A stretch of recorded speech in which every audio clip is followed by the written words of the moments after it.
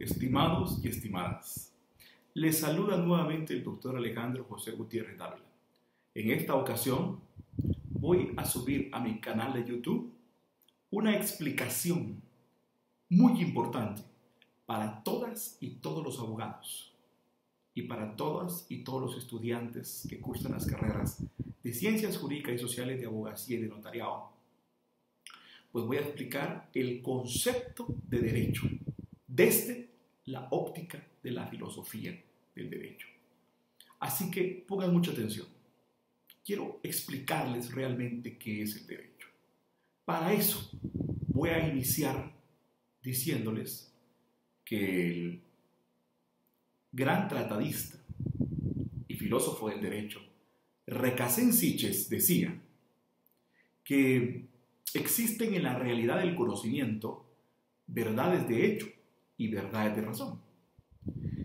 Las verdades de hecho son aquellas que surgen de la comprobación por medio de métodos experimentales de aquellas cosas que existen como materia, que son tangibles y que pueden percibirse a través de los sentidos, es decir, que pertenecen a la realidad del conocimiento sensible, pues su conocimiento ingresa por la sensopercepción, es decir, se pueden percibir por los sentidos, gustándolos, olfateándolos, viéndolos, oyéndolos, o palpándolos, o tocándolos.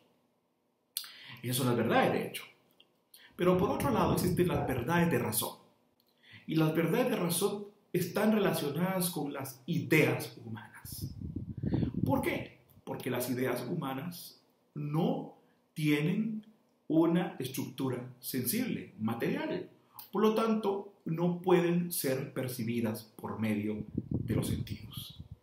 En ese orden de ideas, las verdades de razón, que tienen que ver con las ideas, únicamente se razonan y se piensan en virtud de que las ideas no son tangibles al no ser materia y por lo tanto no pueden verse, escucharse, olfatearse, gustarse o tocarse, y en consecuencia no pueden someterse a métodos experimentales para extraer una conclusión de hecho.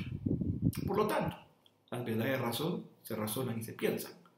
Y para poder comprender las verdades de razón, únicamente podemos acudir a la filosofía. Esta división que hace Recasens Sitges entre verdades de razón, citando y reinterpretando a Leibniz, es realmente muy importante. ¿Por qué? Porque la filosofía es la única que nos va a servir como el instrumento necesario para extraer verdades de razón de aquellas ideas que no son materia. Y, como lo decía también el tratadista y filósofo del derecho Recasens Sitges, el derecho no es materia. El derecho es una idea humana. No es tangible. No puede verse, escucharse, palparse, gustarse, olfatearse. Por lo tanto, no puede ser sometido a métodos experimentales para extraer conclusiones de hecho. El derecho es idea humana y por lo tanto debe razonarse y debe de pensarse para poder definir qué es. Así las cosas, entonces, si el derecho es una idea humana y por lo tanto no puede ser sometido a métodos experimentales, ni podemos utilizar los métodos de las ciencias experimentales para conocerlo, ni podemos extraer conclusiones de hecho para definirlo, definitivamente, como nos dice Recasens Sitges, tenemos que ir y acudir a la filosofía del derecho. Y no solamente Recasens Sitges, quien no lo ha dicho, autores como Eduardo García Maínez, como Carlos Santiago Nino, como Immanuel Kant y otros grandes autores, incluso autores clásicos de la antigüedad como Aristóteles y Marco Tulio Cicerón, que son los principales, los que ponen las estructuras y las bases para definir qué es el derecho. Entonces, el derecho como idea humana necesita de la filosofía. ¿Y por qué? ¿Y por qué la filosofía, la ciencia que es óptimamente idónea para descubrir las verdades de razón? Porque la filosofía es una ciencia puramente racional. Es una ciencia que tiene como objetivo buscar la verdad, buscar el conocimiento, indagar cuestionarse, preguntarse, es decir, hacer ejercicios de razonamiento, hacer ejercicios de razón para descubrir que es algo, partiendo de hacer preguntas y preguntas y preguntas para ir adentrándose en el conocimiento por la pura racionalidad, sentando las bases entonces de toda una plataforma de estructura esquemática mental que permita darnos las conclusiones necesarias para definir aquello que no es materia. Si la filosofía entonces es así, vamos al origen de esto.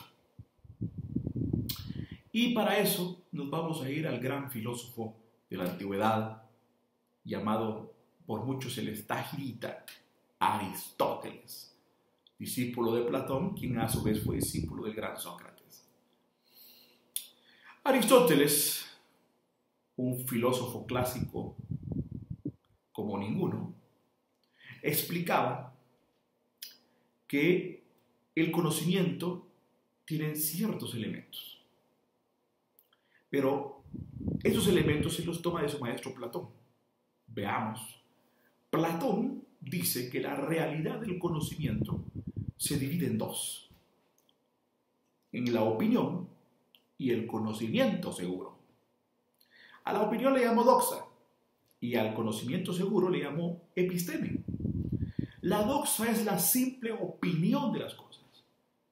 Cuando nosotros vemos las cosas materiales, sean lo que sean, árboles, minerales, animales, vegetales, órganos del cuerpo humano, astros, lo que sea, y los vemos y nos damos y emitimos una opinión simple sobre eso, simplemente estamos ante una doxa, un conocimiento cotidiano, un conocimiento popular, un conocimiento que es pura opinión porque solo estamos viendo la materia.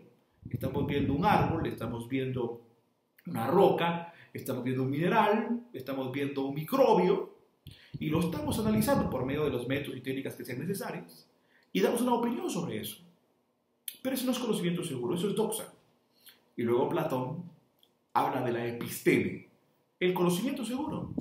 Y el conocimiento seguro y la episteme significa que de la cosa material, un árbol, una piedra, un mineral, un microbio, un astro, lo que ustedes quieran, que estamos analizando, primero tenemos que acudir a la idea, es decir, al pensamiento de lo que trata esa cosa. No solamente ver la materia y que nuestros sentidos nos engañen, como decía René Descartes. Que nuestros sentidos nos engañan por la simple apariencia. No. Tenemos que indagar y para eso tenemos que acudir hasta nuestra mente para encontrar la idea de esa cosa material. Y luego, esa idea, dice Platón, es el paradigma o el modelo de las cosas. Y entonces al acudir a esa idea, por medio de la razón, de lo que es una cosa, tenemos que comprobar si esa es la idea correcta. Y para eso tenemos que emplear un método experimental para comprobar si la idea que me surgió dentro del conocimiento seguro respecto al análisis de esa cosa material es la correcta. Yo utilizo métodos experimentales. Por ejemplo, los médicos tienen que hacer exámenes de sangre, ultrasonidos, para poder verificar si es correcta su idea médica acerca de lo que una persona, de la afección que pueda tener una persona en su cuerpo. Pero tendrá que hacer ultrasonidos, resonancias magnéticas, tomografías, etc. Lo mismo sucede con los geólogos cuando descubren minerales en las rocas. Se hacen una idea de que esta roca es de tal clase, pero luego tienen que someterla a pruebas experimentales para ver si es cierto. Lo mismo pasa, por ejemplo, con los epidemiólogos, con los virus. Examinan el virus, se hacen una idea de lo que ese virus puede ser, pero tiene que ser una comprobación. experimental para sacar una conclusión de hecho y verificar si esto es así. Entonces, si a través de los métodos experimentales se ha producido un resultado que da positivo, se ha comprobado de que la idea que me surgió respecto del análisis de una cosa material es la correcta. Y entonces llego al conocimiento seguro, episteme. Pero este conocimiento seguro es teórico. ¿Por qué es teórico? Se puede formar una teoría basada en una hipótesis experimental que partió de una idea racional que surge de la razón humana respecto de un análisis de una cosa material que fue comprobada mediante métodos experimentales, que da positivo, se ha comprobado. Tenemos un conocimiento seguro, se forma una teoría y tenemos episteme. Estos dos grandes elementos del conocimiento los plantea Platón de una manera magistral, aunque fueron obviamente evolucionando y desarrollándose por otros autores en la posteridad. Pero Aristóteles ve que Platón tiene esos dos elementos del conocimiento, la doxa y la episteme. Y luego viene Platón y dice, bueno, me parece muy bien, pero ¿y dónde queda el conocimiento de las ideas puras? Porque la doxa es la simple opinión de las cosas materiales. Y la episteme es el conocimiento seguro que se extrae de haber hecho comprobaciones mediante métodos experimentales entre las ideas de las cosas y las cosas. Llegando a conclusiones de hecho, serias, formando teorías y creando conocimiento seguro, epistemología. Pero ¿qué pasa con las ideas puras? Las ideas puras no tienen esa sensopercepción. No pueden verse, escucharse, patearse, gustarse, palparse y no pueden someterse a métodos experimentales ni a tubos de ensayo de laboratorios químicos físicos. Entonces, ¿qué pasa con las ideas? Esa era la pregunta de Aristóteles. Las ideas, entonces, que son puras, si no pueden someterse a procesos experimentales, no pueden extraerse conocimiento teórico de ellas. No puede. Entonces, si no puede extraerse conocimiento teórico de las ideas, porque no se pueden formar hipótesis experimentales, las ideas únicamente pueden pensarse y razonarse por medio de la filosofía. Pensarse y razonarse. ¿Y cuáles son las ideas puras? La idea de justicia, la idea de igualdad, la idea de libertad, la idea de equidad, la idea de dignidad, la idea de honor, de honorabilidad, de honestidad, de lealtad, etc. Son ideas humanas. Pero el derecho es una idea humana también. El derecho no tiene volumen, ni masa, ni peso atómico, ni área, ni dimensión, ni ángulos rectos, agudos, convexos, llanos, perpendiculares. No. El derecho es una idea humana. No tiene número atómico. ¿No? ¿Qué color es el derecho? ¿Qué tamaño es? ¿O la justicia qué color es? ¿O de qué tamaño es? No existe. Porque el derecho es idea humana, no es materia. Entonces no puede extraerse verdades de hecho. No puede extraerse conclusiones positivas derivadas de métodos experimentales porque no es materia. El derecho es idea. Entonces Aristóteles plantea que las ideas solo pueden pensarse, pero ¿cómo pueden darse a conocer en el mundo exterior? ¿Cómo pueden comprobarse las ideas? Y concluye Aristóteles que la única manera en la que pueden comprobarse las ideas es a través de la conducta humana. De la única manera que podemos saber que es justicia es que las personas actúen justamente. De la única persona que podemos saber que es equidad es que las personas actúen con equidad, equitativamente. De la única manera en la que podemos saber que es lealtad es que las personas actúen lealmente. Que su conducta, su comportamiento sea la manifestación exterior. Pero esta conducta humana, Aristóteles le llamó ethos. El ethos es la conducta humana. Ethos, la ética, el comportamiento, la conducta humana, cómo se comporta el ser humano. Entonces, que una persona que un ser humano actúe con justicia, con equidad, con lealtad, eso no genera teorías, no produce episteme, no se produce un conocimiento teórico, experimental, no hay epistemología. Entonces Aristóteles dice, la ciencia que se extrae del comportamiento práctico, de la conducta práctica racional, de la conducta ética, se llama frónesis. Frónesis, la frónesis es la ciencia práctica. Mientras que la doxa es la opinión, ya planteada por Platón, y la episteme es la ciencia teórica segura, el conocimiento teórico seguro, ya planteado por Platón. La frónesis es el conocimiento práctico, la ciencia práctica. Entonces, el conocimiento de la ciencia práctica, de la conducta práctica racional, porque la conducta práctica racional es la ética. Según Aristóteles, la ética es comportamiento, conducta humana racional. Entonces, la conducta humana, el comportamiento humano, es la ética racional. Y la ciencia de la conducta humana racional, de la conducta humana práctica, se llama frónesis. Frónesis. De esa cuenta, entonces, Aristóteles llega a la conclusión que el derecho es un derecho natural que surge de la razón. Que el derecho es idea. Y como surge por naturaleza de la razón humana, es un derecho natural que surge de la razón. Pero que tiene que ponerse en práctica.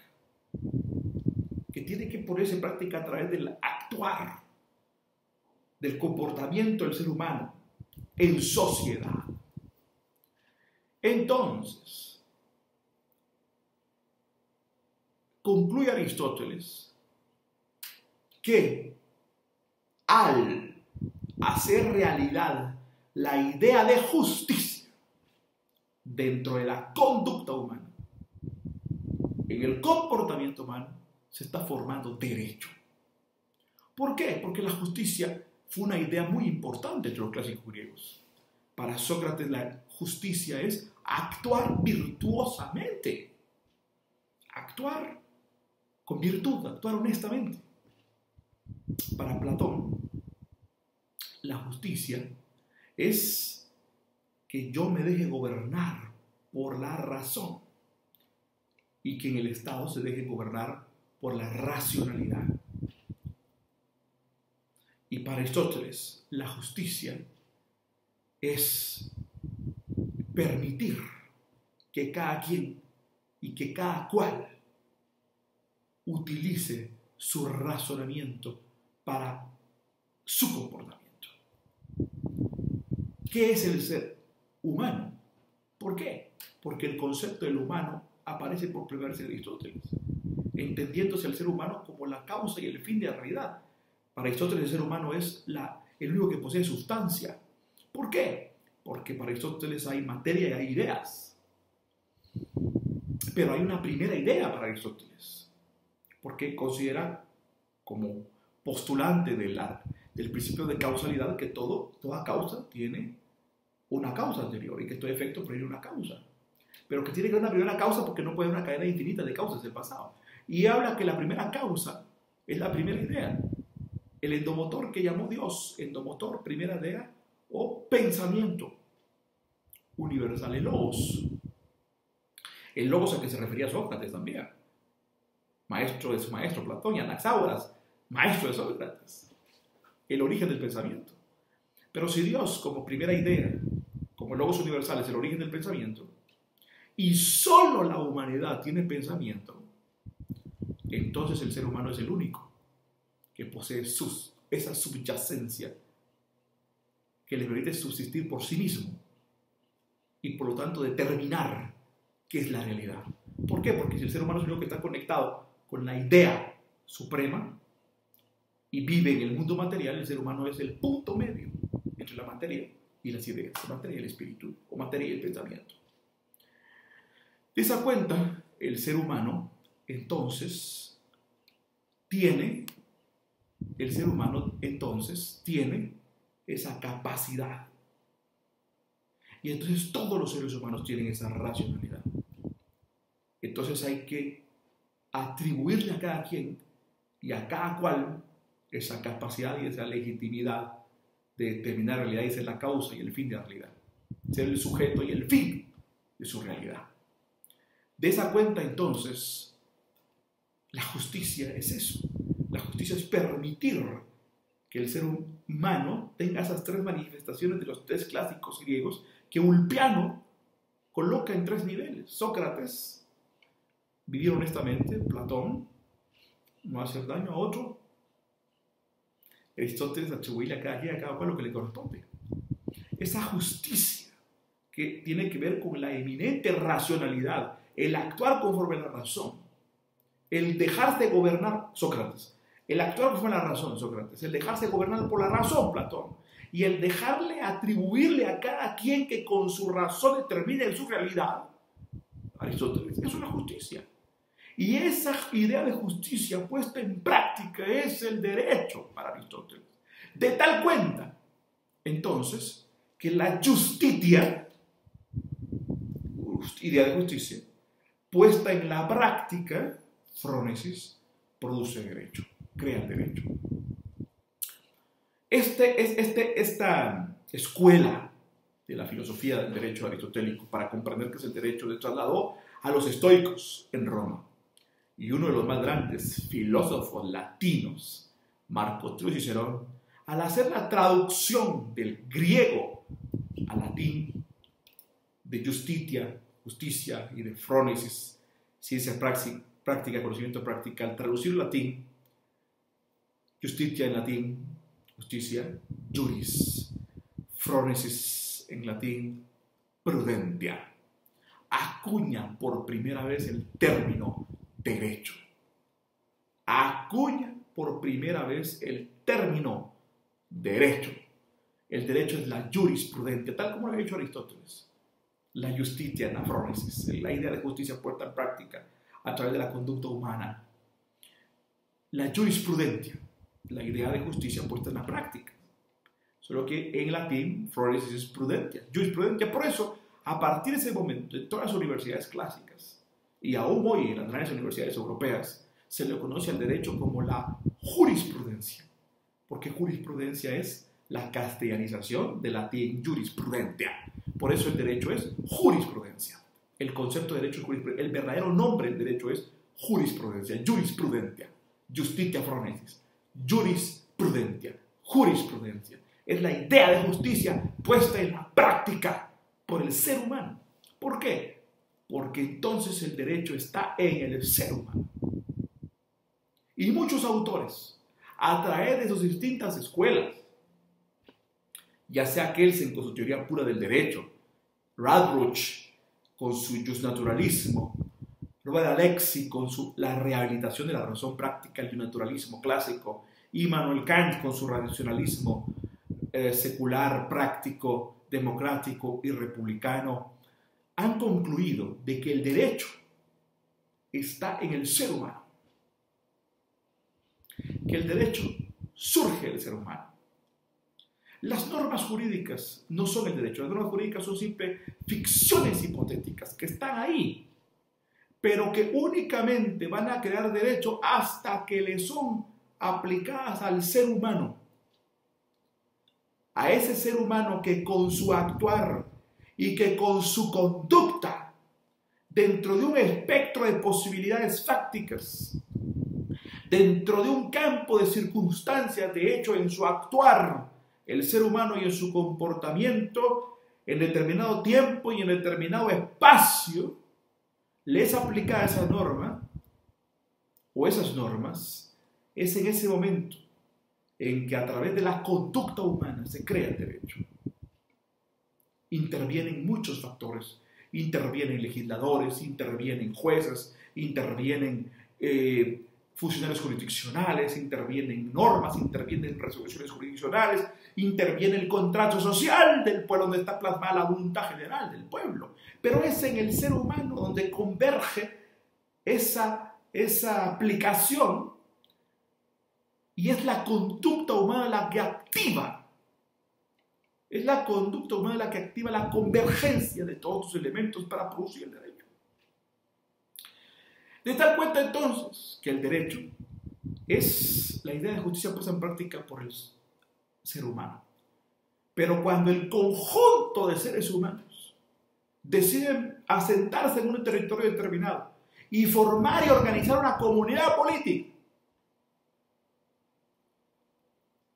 y a través de su idea de justicia deciden crear una voluntad general que salga de su racionalidad, esa voluntad general queda plasmada en un pacto escrito que se llama Constitución, en donde se crea el Estado como una idea, como un instrumento ficticio, una idea al servicio del pueblo para garantizar los derechos que ya existen por naturaleza en el ser humano por su sola razón. Entonces el derecho estará plasmado, el derecho de toda esa comunidad se formará de la razón de cada uno de los ciudadanos que han creado una razón general, que es el derecho de ese Estado, pero que es consecuencia del derecho de cada quien en su mente, que es universal porque es el mismo en todos, queda plasmado en esa Constitución, ese pacto escrito. Y esa voluntad general creará la idea de Estado como una idea, un instrumento ficticio al servicio de los ciudadanos, que tendrá únicamente como función garantizar los derechos que ya existen en la razón humana de antes de crearse el Estado. Ser árbitro en la eventualidad que entren en impugna los derechos de uno con los otros y defender a esa comunidad de amenazas exteriores. Y ahí tenemos el derecho plasmado en forma general a través de la Constitución política como producto de la idea racional del ser humano que se derivó en idea general o razón general o voluntad general como su derecho estatal, plasmada en ese pacto político social llamado Constitución Política República. Y ahí está plasmado el derecho. ¿Por qué? Porque el derecho es idea humana racional, puesta en práctica por medio de una conducta humana racional que genera todo un abanico de posibilidades de autolegislación que lo hacen digno, que lo hacen ser humano, que lo hacen capaz de determinar su realidad como causa y fin de la realidad, y que al organizarse y constituirse en comunidad con otros, desde esa idea personal, natural, surge una idea general, el derecho como idea general de la comunidad, puesta en la práctica de toda la comunidad, plasmada en un documento, pacto escrito de la Constitución. Y ese es el derecho. Es el derecho, la idea humana de justicia puesta en la práctica por medio de la conducta humana racional, porque es la conducta humana racional que en forma individual o en forma general, a través de una organización ya política llamada Estado, genera la activación de ese postulado racional que se traduce en conducta práctica, que genera todo un andamiaje de instrumentos escritos desde una Constitución hasta normas y resoluciones que únicamente van a crear el derecho y activar el derecho hasta que se haga vida en la conducta y el comportamiento de un ser humano o de todos los seres humanos de una comunidad. Muchas gracias por su atención. Me despido de ustedes, no sin antes recordarles que se suscriban a mi canal Filosofía del Derecho, Dr. Alejandro Gutiérrez, para seguir recibiendo contenido de mucho interés. Que Dios los bendiga y las bendiga y que tengan un excelente día.